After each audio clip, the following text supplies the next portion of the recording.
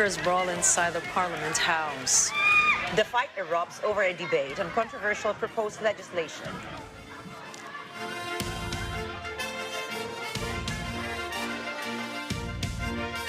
Good evening, I am Ricky Matay. And I am Nina Richie Alago Flores. This is Mata ng Agila International. Now for the headlines. Transport strike ends as President Ferdinand Marcos Jr. vows to review PUV modernization.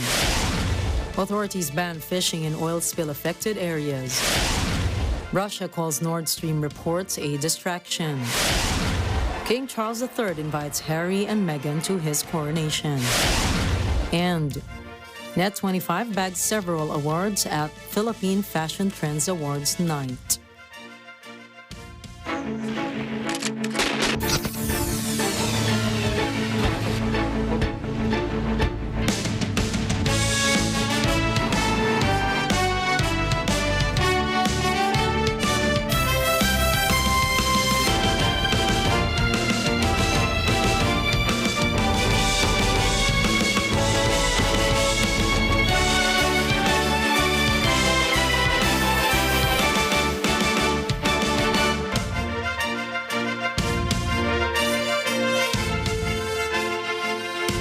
With the termination of the week-long transport strike, President Ferdinand Marcos Jr. has directed government agencies to coordinate with transport groups to address their concerns. Eden Santos has the details. President Ferdinand Marcos Jr. is elated with the decision of Manibela and Piston to call off the week-long transport strike it launched this week.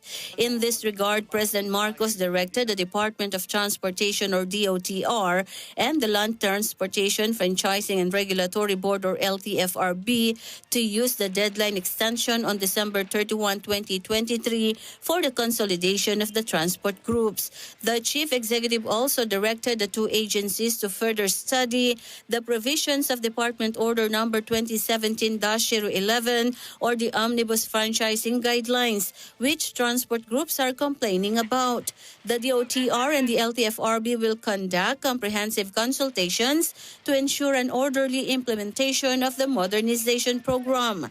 The agencies emphasize that the program is focused on the benefits of jeepney drivers, operators, and consumers. Well, I'm glad that ako'y nagpapasalamat naman sa kanila na sa palagay ko ay naramdaman nila, they have made their point and they have made their point very clearly na kailangan natin tignan at pag-aralan ng mabuti. Ito yung sinabi ko na noon na balikan natin itong sistema na sa pagpalit ng yung sa jeepney at saka sa mga bus at saka sa mga iba't ibang transport areas ay kailangan natin tignan ng mabuti na hindi tayo nagbibigay ng dagdag na pahirap para sa ating mga transport workers. If transport groups would not be satisfied with the consultations of the DOTR and the LTFRB, Marcos says the groups could directly go to Executive Secretary Lucas Bersamin so he could personally review the concerns. Malacanang says the government and the public transport sector have the same desire, and that is to provide a proper, comfortable, safe, and efficient service to every passenger. Of course, napaka-importante na safe ang kanilang mga sasakyan at kapag tayo nga ay papasok sa era ng electric vehicles ay dadahan-dahanin natin. Ngunit ang problema na kanilang sinasabi ay baka hindi sila mapautang para makapagbili ng bagong sasakyan. Kaya yan ang tinitignan namin ngayon. Natiyakin na walang mawawalan ng trabaho dahil hindi nakapagbili ng electric vehicle. Pagdating ng panahon, wala pa tayo doon. Pero sa ngayon, ang ginagawa lang natin, tiyakin lang natin na safe ang ating mga sasakyan, na hindi malalagay sa alanganin ang mga pasahero, ang mga commuter, at maganda naman ang aming usapan at nabigyan natin ang sarili natin together with the transport groups and the government ng kaunting oras para December 30, nag-postpone tayo hanggang December. Sa palagay ko, sapat na panahon yon upang magawa na natin lahat ng kailangan gawin para ayusin ang sistema ng pag-inspeksyon at pagpalit ng ating mga jeepney, ating mga transport workers. Eden Santos for Matanang Agila International. Trusted, connected, on point. Transport groups Manibela and Piston have withdrawn their week-long transport strike in protest of the government's Public Utility Vehicle or PUV modernization program. Let's find out why in this report of Paulo Ramos. Following a dialogue with President Ferdinand Marcos Jr., transport groups Manibela and Piston have agreed to halt a week-long transport strike they launched last Monday. On the third day of the strike, Manibela Chairman Mar Valbuena and Piston President Modi Florando withdrew their protest action. Valbuena says the transport groups will hold on to the president's statement that the government will remain open to concerns lodged against the PUV modernization program. Valbuena also apologizes to commuters who were affected by the transport strike. Valbuena also assured his members that the jeepney modernization will not lose its image as the king of the road. Panghahawakan namin ang pahayag ng ating mahal na Pangulo Ferdinand Bongbong Marcos Jr. na bukas ang administrasyon sa pag-aaral at pagrevisa ng implementasyon ng PUV Modernization Program upang mapanatili ang kabuhayan ng ating mga PUV drivers at operators. Paulo Ramos for Matanang Agila International. Trusted, connected, on point. The Senate Committee on Public Services has released its committee report on the airspace shutdown that happened at the Ninoy Aquino International Airport, or NAIA, on January 1st, 2023, which paralyzed airport operations and affected thousands of travelers. Let's hear more from Mian Corvera. The Senate Committee on Public Services has shrugged off sabotage or cyber attack in the January 1 airport disruption at Ninoy Aquino International Airport. In the committee report released by Senator Grace Poe, the Senate probe on the incident showed that inefficiency of Civil Aviation Authority or CAAP officials. The shutdown of NAIA's navigation system has disrupted almost 300 flights and 60,000 passengers. The committee recommended the fast-tracking of equipment upgrades of CAAP to prevent a similar incident from happening. The committee found defective equipment like the power supply and circuit breaker. There was indeed a power outage pero hindi dahil sa supply ng Meralco but because of several equipment malfunctioning prior to and during the incident. Lahat tayo nalito sa paiba-ibang narrative ng CAAP pero sa huli lumabas din na maraming equipment na ang may problema. The committee also recommended amendments to CAAP's charter, the passage of the Passengers Bill of Rights, and the creation of Transportation Safety Board to investigate such incident. Kung baga, sa ospital ay may kakulangan sa mga espesyalistang doktor. Meron mang mga nurses ay hindi naman sila trained para mag-alaga o magbigay lunas sa pasyenteng may specific na karamdaman o kailangan magpa-opera. Third, there's no functioning backup or redundancy, which is why a single fault in the equipment can and did cause a shutdown. May mga naging proposals pero hanggang ngayon ay wala pa ring naisa sa katuparan. Poe also urged the Department of Transportation to accelerate its study on proposals to privatize airport operations and come up with a master contingency plan to identify emergency procedures such as traffic glitch incidents. Mian Corvera for Matanang Agila International, trusted, connected, on point. Authorities have imposed a fish ban in areas affected by the oil spill from MT Princess Empress that sank off the coast of Nauhan Town, Oriental Mindoro on February 28. Sources say the sunken tanker is threatening the region's rich marine life and economy. Moira Encina tells us more. A fish ban has been imposed in areas severely affected by the oil spill in Mindoro and neighboring provinces. President Ferdinand Marcos Jr. said fishermen cannot fish, but they could participate in the government's Cash for Work program. Marcos added the fishermen could help with the government in cleaning up the oil spill. In return, they will have a temporary source of income. Marcos also assured the fisherfolk they would provide equipment and training for alternative livelihood assistance. Meanwhile, private corporations also vowed to work with the government for the oil spill cleanup. Japan also extended its help to the Philippines. Ang aking instruction sa, together, DOLE, DSWD, pag yung clean up, kasi yung mga mangingisda hindi makapangisda ngayon, bawal mangisda.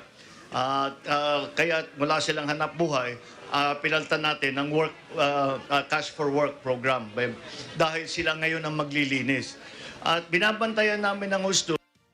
Marcos also asserted that with the identification of the location of the oil spill for a sunken tanker that is threatening the region's rich marine life and economy, the cleanup would not take long as that of the Guimaras oil spill. Kung hindi kaya ng 1 month, hopefully less. Kasi yung Guimaras na oil spill, 4 na buwan bago na clean up. Siguro naman this time, kasi mas bawas ng konti ang oil spill, ay mas mabibilisan natin. Kahit na hindi sa 1 buwan, hindi naman siguro natin paabutin ng 4 na buwan. Meanwhile, the oil spill in Nauhan, Oriental Mindoro has reached the coast of Sitio Sabang, Tinogbok, Semirara, Caluya, Antique. To avoid potential health effects, residents are advised not to swim or fish in the affected waters. Authorities also warn the locals not to consume any seafoods that come from these areas. Dr. Irene Dugues, Associate Professor at the UP Marine Science Institute, said there could be a possible shortage of fish due to the oil spill. She explained that the recent oil spill is more severe than the 2006 incident that happened in Guimaras. She said the oil spill can affect the photosynthetic organisms and food chain. Moira Insina for Mata ng Agila International, trusted, connected, on point. The Philippine debt has ballooned by 2.1% or 279.6 billion pesos by the end of December in 2022. The increase in the country's debt is due to a net availment of domestic and external debt. The Bureau of Treasury, or BTR, says the end of January outstanding debt of the Philippines rose to 13.7 trillion pesos, much higher than the 13.4 trillion pesos before the end of 2022. The country's domestic debt increased by 1.9% or 9.38 trillion pesos. Last January, the Marcos administration secured $3 billion or almost 164 billion pesos from triple tranche dollar denominated bonds. Many poor Filipino families feel nothing has changed in the economy despite the additional supplies of onions, fish, and sugar in the market. Data from the Philippine Statistics Authority, or PSA, shows that these are common sentiments of those struggling to get by. De La Salle University economist Maria Elia Oplas explains the poorest people are experiencing a much higher inflation rate because they are lacking with most of their needs. The February inflation rate has slightly eased to 8.6%, but the poorest members of society are experiencing a 9.7% inflation rate. The same percentage rate was also felt by poor families in January, where the overall inflation reached 8.7%. A suspect in the assassination and killing of Negros Oriental Governor Roel Degamo has pinpointed the mastermind of the crime. Justice Secretary Crispin Remulla says the suspect has a video recording of his communication as evidence. Vin Pasco for the details. The end is near. Malapit na ho itong masarado, except for that all the perpetrators have not been rounded up. The resolution of the assassination and killing of Negros Oriental Governor Roel Degamo is nearing its end. Justice Secretary Crispin Remulla says one of the suspects has pointed to a mastermind and has a video recording of their conversation. Pero meron na ho isang statement akong nakita na pointing to a mastermind.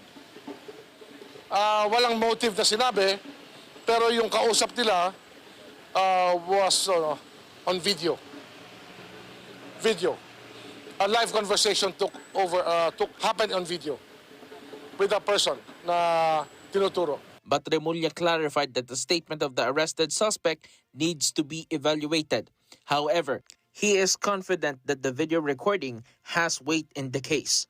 The Justice Chief says the National Bureau of Investigation, or NBI, has in their custody the 4 suspects and will be questioned again regarding the alleged mastermind. That's what I read. That's what we want to bolster later on when we start having a second round of questions. Kukuha lang kami ng lawyers again for them to be present when we question them. Remulla refused to answer if a politician was behind the Degamo killing. The Department of Justice had earlier said that it would consolidate all the charges filed against the perpetrators in court in Negros Oriental and transfer the case to a court in Manila. Mapa-file din yun sa court. As per our discussion yesterday and today, these cases will be sought not to be transferred here to Manila.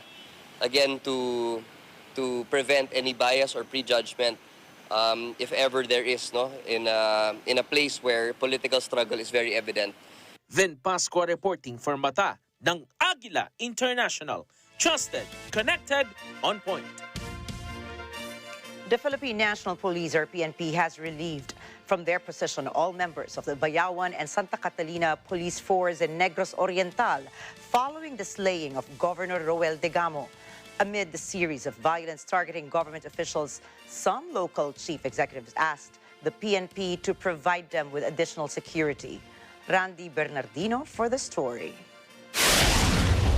More than a week following the assassination and killing of Negros Oriental Governor Roel Degamo, the Philippine National Police, or PNP, has relieved from their posts 75 members of the Bayawan City Police, including their chief, and was replaced by Police Lieutenant Colonel Stephen Amamagio. 56 other members of the Santa Catalina Police were also dismissed, where Police Major Jerry Leones was appointed as the new head. All police personnel relieved will be transferred to Negros Oriental Police Provincial Office to undergo retraining. At alam po natin na doon nakuha yung ating mga suspects at part of the investigation is tinitignan natin bakit doon pinili yung mga suspect na tumakas at isa yon sa ating iniimbestigahan. So as not to hamper and compromise the ongoing investigation, ang inutos po ng ating SILG, upon also the recommendation nga po ng ating mga area commanders is pansamantalang ilipat po yung mga police personnel natin dyan sa dalawang nasabing munisipyo. Meanwhile, 2 of the suspects in the Degamo slaying have been transferred to the custody of the National Bureau of Investigation, or NBI. The 4 arrested suspects were earlier detained at PNP Custodial Center. 2 of the suspects are said to have given valuable information in their extrajudicial confessions. The 2 suspects left in the custody of PNP have also expressed their intention to cooperate with the investigation.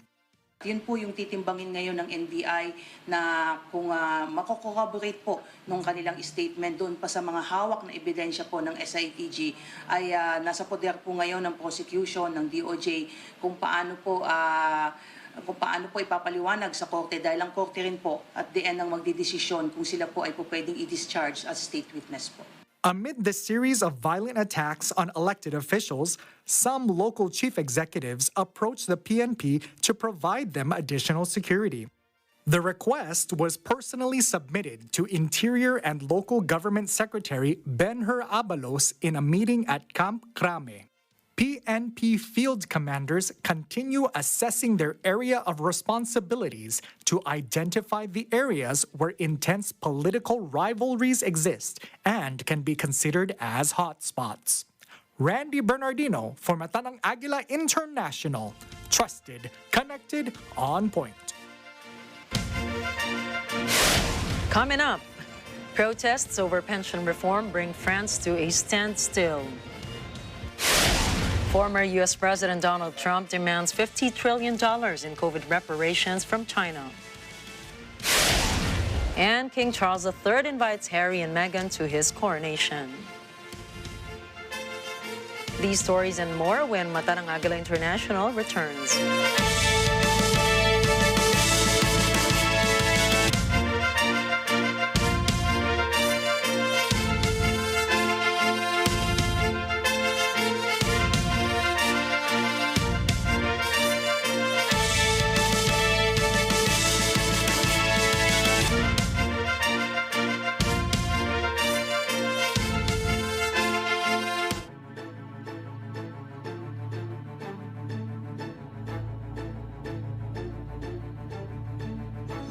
not all gloom and doom during an economic downturn as certain business opportunities rise despite challenges. Expanding our source of income remains high and being invested may just be the key. In this episode, we will explore the possibility of one food brand that has been in the market for 40 years. Franchising opportunities are still open and may fit what you're looking for as a business venture. We speak with Che Carino, franchising manager of Mr. Donut, to know more about franchising the beloved donut brand. You have to be on your toes with your competitors. It's affiliated with ano yung uso o ano yung trend. Medyo kailangan flexible and adaptable yung products mo. Open for Business with Cesar Vallejos, Sunday, 9 p.m.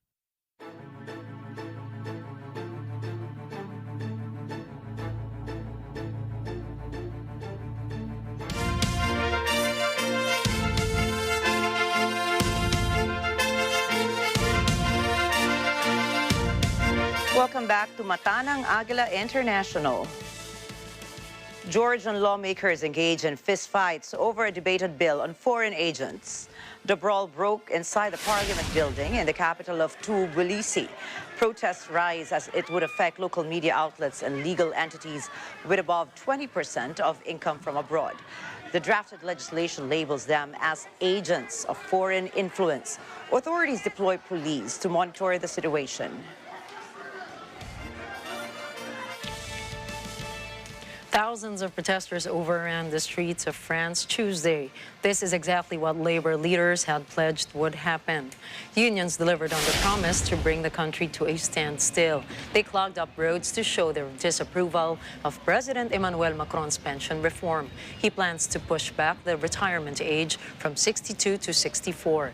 The demonstrations disrupted transportation and affected schools. Only 1 in 5 regional and high-speed trains were running. The Paris metro system was operating on a skeletal schedule. Police used tear gas in Paris and minor clashes took place in the western city of Nantes. More than 260 union-organized rallies took place across the country. They were mostly peaceful. More than 3 news sources say the West and EU intelligence knew about Ukraine's link to Nord Stream sabotage. Yet, reports claim the blocs kept quiet about Kyiv's involvement to protect it from Russia. Another news outlet says NATO did not disclose this information as it did not want to provoke a negative response from the German public. On Tuesday, an American newspaper reported that a pro-Ukrainian group could be behind the terrorist attacks on Nord Stream. Citing multiple unnamed officials, the news outlets reported that the Ukrainian-owned company in Poland hired 5 men and a woman to carry out the attack. The outlet's sources also claim that no American or British nationals were involved in the incident.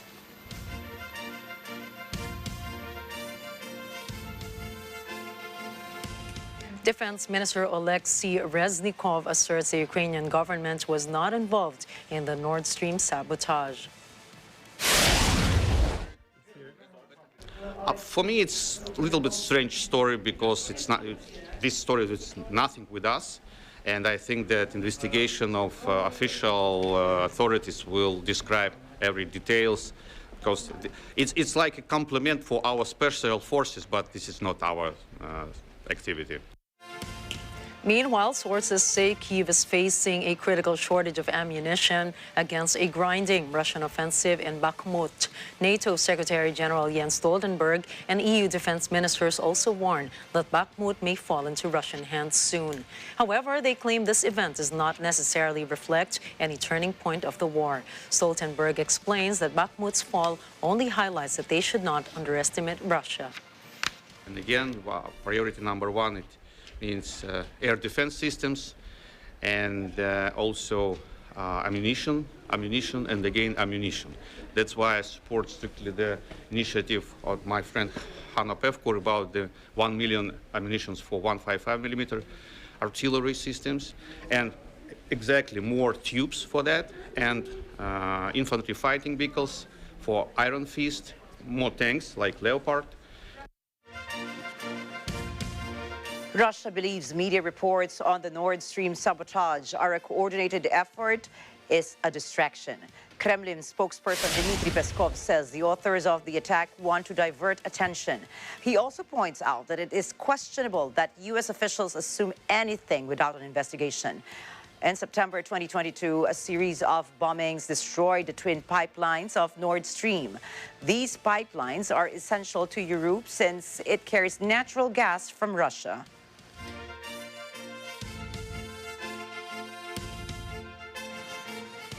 Russia is calling on volunteers to join its armed forces and offering combat training for those without any military experience. In the Donetsk Republic, RT correspondent Igor Zhdanov tells us more. They run, they prone out on the ground, they shoot. They know the better they do here at an anonymous drill site in the Donetsk Republic, the higher the chance they'll be first to catch the enemy in their sights.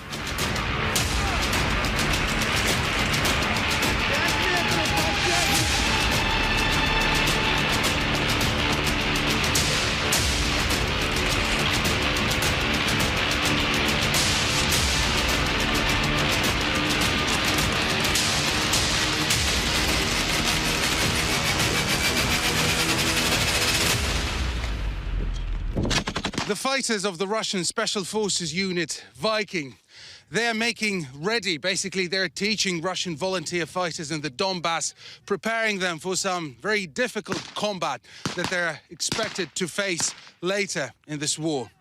These volunteers abandoned their measured lives, families, plans to aid their country in the time they are needed most. I am a patriot of my country, and I understand that our country is going through a hard time right now. I cannot sit at home. We need to resolve these issues instead of just sitting around. So I signed a contract and went to Donbass. I have children at home. I love them very much. The whole family was shocked by my decision, but I convinced them that neither my parents nor grandparents were cowards. This must be done. Well, someone has to do this job. If everyone shies away from it, then who will defend the motherland? Therefore, I made a decision, gathered my gear and went to enlist. My parents think that I serve at the headquarters, but I'm not actually there. My girlfriend knows the truth, but my mother is too old for that. Many trainees here have no previous service record. Here they get invaluable experience. First aid, tactical movement, gun handling, and of course target practice. Everything is on the curriculum here. I served in the armed forces, but I had no combat experience. Therefore, I've been here for a month and a half while undergoing an intensive training. We get very tired. But as General Suvorov once said, what's hard in training will be easy in battle. We're as close as it gets to real combat conditions, both psychologically and physically. I think it's prestigious. Defending the motherland, that will be something to tell my grandchildren about. And we should all be here. Everyone who's healthy can hold a weapon and is physically ready. And why not? There's a real military brotherhood here. We're all from the same republic. We're doing our duty. Some of Russia's most battle-hardened elite soldiers have taken up the role of instructors. Our task is to teach the basics of combat training and first aid to volunteers, and also to convey to the commanders that it's necessary to use the people entrusted to them wisely. We teach them to shoot and adapt. The results are definitely there.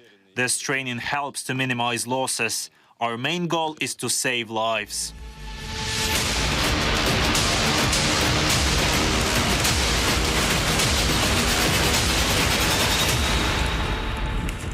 They pant heavy, but follow every order. Rinse and repeat. Training here is no formality. It's a matter of life and death. I'm Igor Zhdanov reporting from the Donbass, RT. Meanwhile, former U.S. President Donald Trump is demanding an exorbitant amount from China as reparations for the COVID-19 pandemic. Trump says the cost of the outbreak and the lying about its origins is incalculable. It says it's more than 50 trillion U.S. dollars. He adds that it's time to hold China accountable for the damage they have inflicted to all of humanity. Meanwhile, former CNN President Jeff Zucker told staffers to steer away from any COVID investigation. Zucker told staffers to stop the lab leak theory because it was a Trump talking point, according to an insider. Mainstream news organizations have been attacked in recent days following a recent government report. The report concludes that an accidental leak from a Chinese laboratory is the most likely explanation for the outbreak. Throughout Zucker's tenure as CNN's chief, he pulled what was once widely seen as a straight news organization to an anti-Trump operation. China says it will play a positive role in helping Sri Lanka get through its debt crisis after the island nation said Beijing had agreed to restructure its loans. Foreign Ministry spokesperson Mao Ning asserts Beijing aims to ease Sri Lanka's debt burden and help the country achieve sustainable development. An unprecedented economic crisis has seen Sri Lanka's 22 million people suffer acute food, fuel, and medicine shortages. North Korea has sent a warning to the United States for intercepting missiles during tests. North Korea says its nuclear weapons and missile programs are for self-defense. They have bristled over U.S.-South Korea military exercises, describing them as rehearsals for an invasion. Kim Yo-jong, sister of North Korean leader Kim Jong-un, states that it will be regarded as a clear declaration of war in case such military response like an interception takes place against their tests of strategic weapons. She adds that North Korea is always on standby to take appropriate, quick, and overwhelming action at any time. Last month, a tabletop U.S.-South Korea exercise at the Pentagon focused on responses to a nuclear attack by North Korea. Pyongyang responded to that exercise by firing cruise missiles and claimed that ramped-up U.S.-South Korea drills can be regarded as a declaration of war. Seoul has given details of the compensation it will distribute to Japanese labor victims. South Korean Foreign Minister Park Jin announced that private sector companies will compensate those forced to work under Japan's 1910 to 1945 occupation. This is to end a vicious cycle in the Asian powers' relations.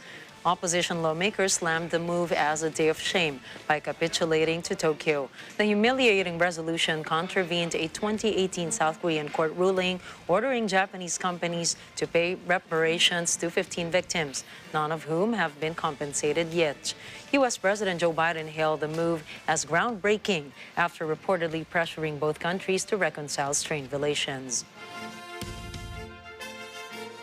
British Prime Minister Rishi Sunak oaths to pull out illegal immigrants to stop cross-channel on small boats. The removal will begin within weeks under a new proposal.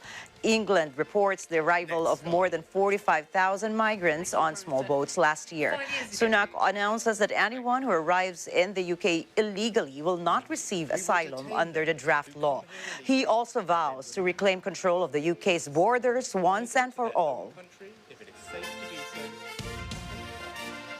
Despite growing tensions in the royal family, King Charles III has invited Prince Harry and Meghan to attend his coronation. At Buckingham Palace, Lee Valdos tells us more. According to Britain's Sunday Times, Prince Harry and his wife Meghan Markle have been invited to King Charles III's landmark coronation in May, but are yet to decide whether to attend.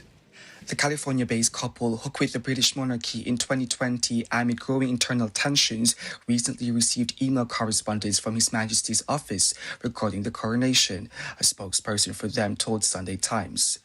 Their representative stated that an immediate decision on whether Harry and Meghan will attend will not be disclosed by them at this time.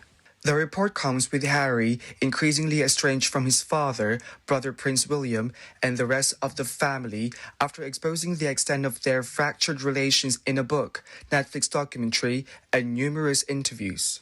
In his latest public comments, the prince reportedly told a trauma expert on Saturday that he has long felt slightly different to other British royals, came from a broken home, and was trying not to pass trauma onto his children.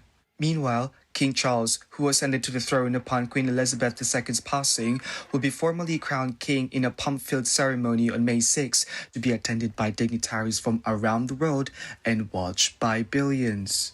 The celebrations will feature a star-studded concert, nationwide big lunch and volunteering initiative, as well as the traditional ceremony and royal processions. The main May 6 coronation day also happens to be the 4th birthday of Harry and Meghan's son, Archie. Reporting from London, United Kingdom, I'm Lee Valdos from Agila International. Trusted, connected, on point. Up next, U.S. Justice Department sues to block merger of airlines JetBlue and Spirit. United Nations announces racism and discrimination worldwide. And World Health Organization launches policy on preventing and addressing sexual misconduct. Stay tuned. Mata ng Agila International will return after a short break.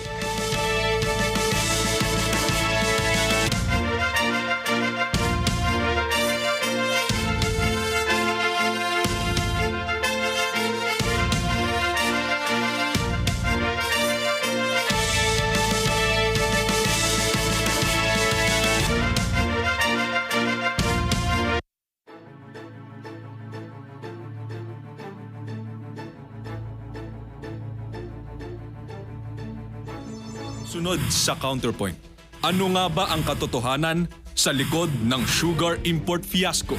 Did it even cross your mind na mali ang ginagawa mo o baka bigla itong pumutok o napaka-inosente mo na wala kang kamalay-malay?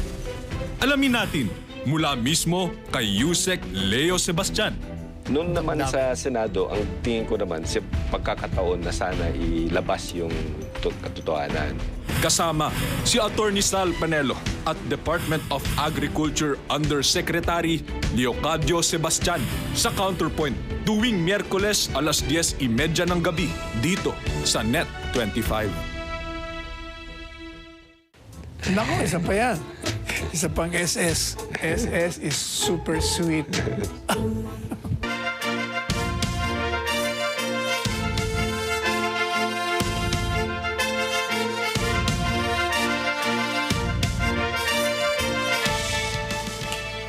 For the first time this winter, Britain's national grid has used coal-fired electricity to secure power supply. Sources say 2 units at EDF's West Burton, a plant, began producing power for the grid on Tuesday afternoon. Demand for electricity is high as Britain enters the winter season. A low wind-cutting wind farm electricity generation also raised concerns in recent days. Britain usually buys electricity from France via subsea cables, but strikes at EDF's plants have made power supplies tighter. The United States Justice Department sues to block the $3.8 billion JetBlue Spirit airline merger. It says that the combination would harm consumers and violate antitrust law. Today, the Department of Justice filed a civil antitrust lawsuit in the U.S. District Court for the District of Massachusetts to stop the merger of JetBlue and Spirit Airlines. We are joined in that lawsuit by the Commonwealth of Massachusetts, the State of New York, and the District of Columbia. The suit puts in jeopardy a transaction that JetBlue has characterized as consumer-friendly. It would create a stronger competitor to the big four carriers that dominate the U.S. market. The Justice Department says removing Spirit from the travel market would eliminate the unique competition it provides as a low-cost carrier. In its complaint, the department says this would leave tens of millions of travelers to face higher fares and fewer options. A JetBlue statement released in anticipation of Tuesday's action laid out what it calls pro-competitive aspects of the deal. But the U.S. DOJ dismissed this argument in its complaint, saying JetBlue has evolved from a disruptor to a closer ally of the Big Four. The DOJ says Spirit's practice of unbundling features of flying to charge separately for carry-on bags, food, and other items has been particularly important for cost-conscious travelers. Officials have confirmed that 2 of the 4 U.S. citizens kidnapped in Mexico have been found dead. The Attorney General's office says that aside from the 2 dead, 1 person is injured. The other is alive. The Americans crossed into Matamoros in Tamaulipas state on Friday. Shortly after crossing the U.S.-Mexico border, unidentified gunmen fired at the victim's vehicle. They then took them from the scene. A Mexican national was also killed. Mexican President Andres Manuel Lopez Obrador says the victims were believed to have entered the country to buy medicines. He says they apparently got caught up in a confrontation between criminal groups. The U.S. State Department advises against travel to Tamaulipas due to crime and kidnapping. 2 Italian Air Force planes collided in mid-air on Tuesday, killing both pilots. Authorities say the accident happened during a training exercise northwest of Rome. The crash involved U-208 lightweight single-engine training aircrafts. Forensic scientists, police, and soldiers are on scene in the locations where debris from the 2 planes landed. The cause of the accident is not yet known. Italian Prime Minister Giorgia Meloni has sent his condolences to the families of the pilots. He says he was devastated upon hearing the news of the tragedy. During an update on human rights worldwide, UN Human Rights High Commissioner Volker Turk says the magnitude of gender-based violence is overwhelming. I'm shocked to the core by the contempt for women and women's equality that is spawned across the internet by some so-called influencers, feeding social attitudes that make it possible to ignore or even condone gender-based violence and the pervasive commodification of women. More generally, the scope and magnitude of discrimination against women and girls makes this one of the most overwhelming human rights violations worldwide, and dismantling it will be a major focus of our work, and this goes just ahead of International Women's Day tomorrow. Turk says the UN wants action from China on Xinjiang grave concerns. He says racism and discrimination are intended to drive wedges between communities. In the Xinjiang region, my office has documented grave concerns, notably large-scale arbitrary detentions and ongoing family separations, and has made important recommendations that require concrete follow-up. We also have concerns about the severe restrictions of civic space more generally, including the arbitrary detention of human rights defenders and lawyers, and the impact of the national security law in Hong Kong. When evoking the Russian war with Ukraine, Turk says the rights of Ukrainians will be hurt for a very long time. The war in Ukraine has led to civilian casualties and destruction of a shocking magnitude. The rights of Ukrainians will be harmed for generations to come, and the war's impact on fuel and food prices, as well as geopolitical tensions, are impacting negatively on people in every region of the world. That such damage could once again be done across the world by warfare in Europe is a betrayal of the promises of transformative change made at the foundation over 75 years ago of this institution. The World Health Organization launches its policy on preventing and addressing sexual misconduct. The health agency says the new policy places the victims and survivors at its core. It sets strict standards of zero tolerance and stresses that there can be no excuse for sexual misconduct. Rosel Feria tells us more. The WHO's new policy on preventing and addressing sexual misconduct replaces a 2017 version. Investigations and audits find that the 2017 version has gaps in addressing the problems faced by victims and survivors of sexual misconduct. WHO Director General Dr. Tedros Adhanom Ghebreyesus says the suffering of the survivors of the cases of sexual misconduct during the response to the 10th Ebola outbreak in DRC has been the catalyst for a profound transformation of the agency's approach. approach to preventing and responding to sexual exploitation, abuse, and harassment. He says the new policy builds on the work already done in implementing the recommendations of the Independent Commission. Dr. Tedros says it is a key part of making zero tolerance a reality and not merely a slogan. The policy covers WHO staff and collaborators in locations where the agency operates. It sets 6 minimum standards to protect anyone subject to sexual misconduct by WHO staff or collaborators. Collaborators include consultants, contractors, and partners. Director of Prevention of and Response to Sexual Misconduct, Dr. Gaia M. Gamuage, says going forward, they want to ensure that no victim goes unheard or unsupported, no perpetrator goes unpunished, no member of staff has an excuse for misconduct or for inaction, and no partner is exempt from meeting their standards. In Washington, D.C., Rosel Feria for Mata ng Agila International, trusted, connected, on point.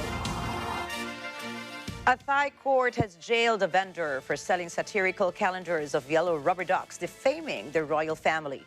The conviction of Les Majesté, or an offense against the dignity of a ruling head of state, carries a sentence of 2 years imprisonment. Thai Lawyers for Human Rights, or TLHR, reports that Narathorn Chot Mang Kong Sin sold the calendars online. Sources say yellow bath toys became an accidental symbol of pro-democracy protest movements in 2020. Protesters used big inflatable ducks as shields from tear gas and water cannons. TLHR reports that Thailand's use of Les Majesté loss is excessive, as over 200 people have been charged since 2020. Kenya's Director General for Health reports their progress of nearing 400,000 children to receive the RTS vaccine. Health experts explain that malaria is an acute febrile illness caused by parasites like infected mosquitoes. Meanwhile, Nairobi's Ministry of Health announces immunization within the country's lake endemic region, along with children in sub-Saharan Africa. In 2021, the World Health Organization, or WHO, recommends the use of the new malaria vaccine after its successful trial in Kenya, Ghana, and Malawi, which began in 2019. Coming right up, U.S. interest rate is likely to peak higher than anticipated. Emerald City Comic-Con celebrates 20 years of pop culture. And Nat 25 programs recognized at Philippine Fashion Trends Awards Night. Catch more news when Mata ng Agila International returns.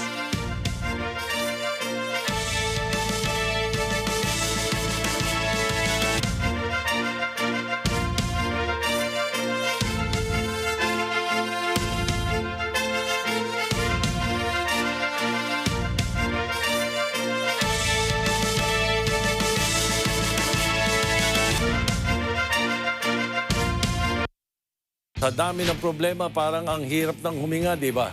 Minsan, pakiramdam mo, hopeless na. Kaya dapat ihayag ang saloobin, himayin ang hinaing, alamin ang pwedeng gawin. Mag-reality check tayo. Ang real talk ng bayan. Panalo tayo pag together, walang talo pag together. Let's stand together sa Net 25. Samahan ang paborito nating barkada sa umaga. Magbibigay ng saya, tawanan, at iba't ibang pakulo sa inyong umaga. Busog ba kayo sa kaalaman at updated ang umaarangkadang mga balita? Matutong kumita, magluto, mayroon ding sayawan at kantahan. Ang programa na nagbibigay inspirasyon sa bawat kada all over the world. Lunes hanggang Biyernes, alas 6 hanggang alas 8 ng umaga, dito lang sa Net 25.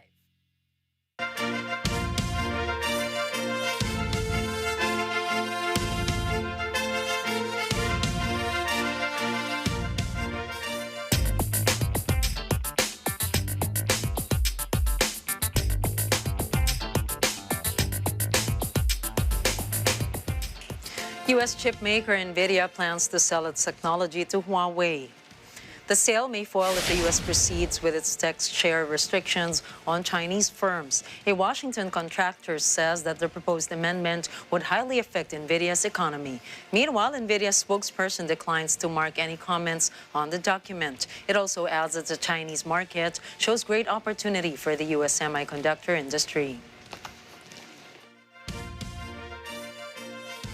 According to the U.S. Federal Reserve, interest rates will likely peak at a higher level than previously anticipated. This is due to economic data that came in stronger than recent trends suggested.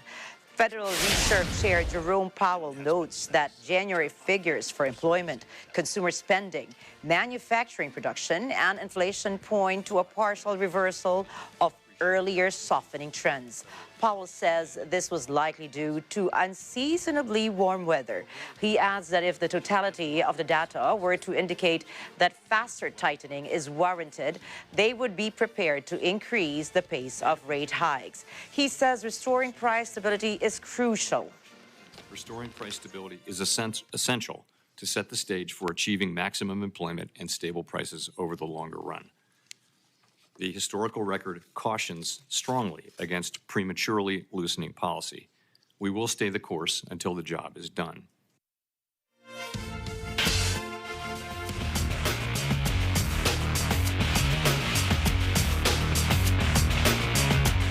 Heidelin Diaz is eager to receive another gold medal in the 2024 Paris Olympics. The Filipino weightlifter says she desires to once again win an Olympic gold medal in the upcoming competition.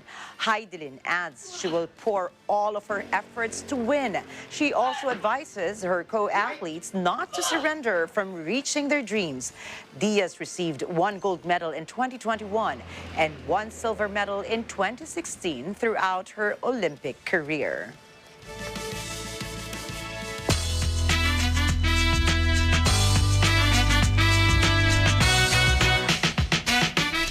In Seattle, Washington, all things pop culture are on center stage as enthusiasts from all over celebrate Emerald City Comic-Con's 20th year. Rex Dulay tells us more.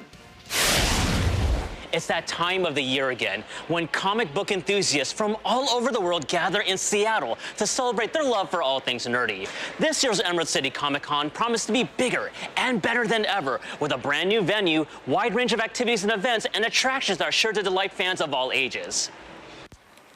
The convention, which usually runs during the first weekend of March, features a jam-packed schedule of panels, workshops, and celebrity appearances.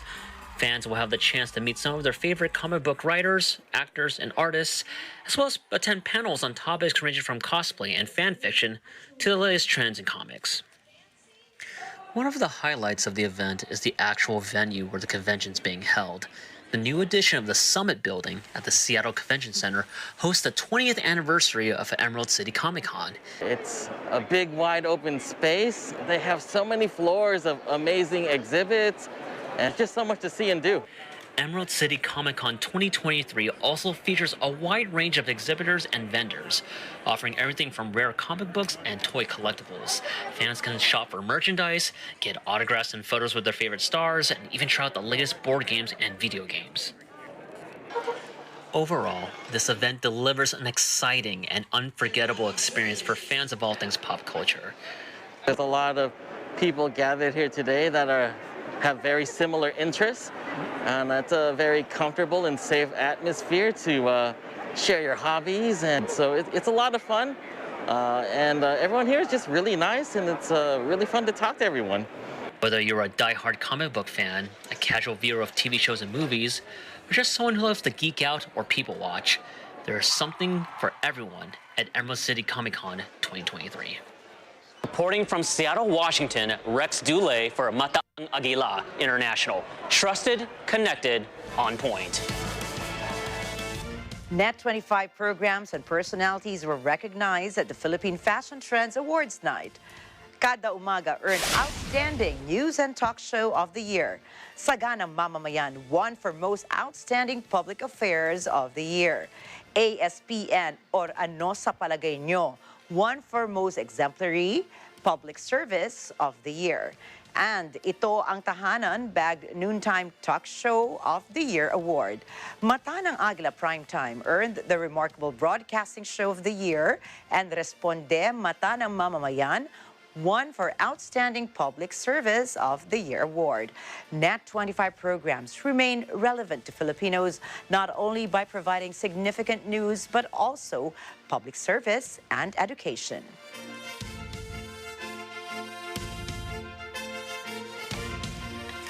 We are halfway through the week again, and to help you go through the remaining days of the week, here's a quote from Erich Fromm, a German social psychologist. Not he who has much is rich, but he who gives much.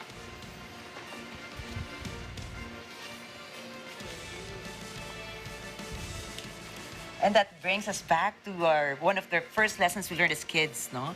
It's better to give than to receive. Yeah, that is so true. And the feeling that you get out of giving instead of receiving, is that right? So and that's a wrap for tonight's news. Catch the latest updates on our social media channels. I am Ricky Matay. And I am Nina Richie Rago Flores. Stay tuned for tonight's episode of Counterpoint with Attorney Salvador Panelo and DA Undersecretary Leocadio Sebastian. This is Mata ng Agila International, trusted, connected, on point.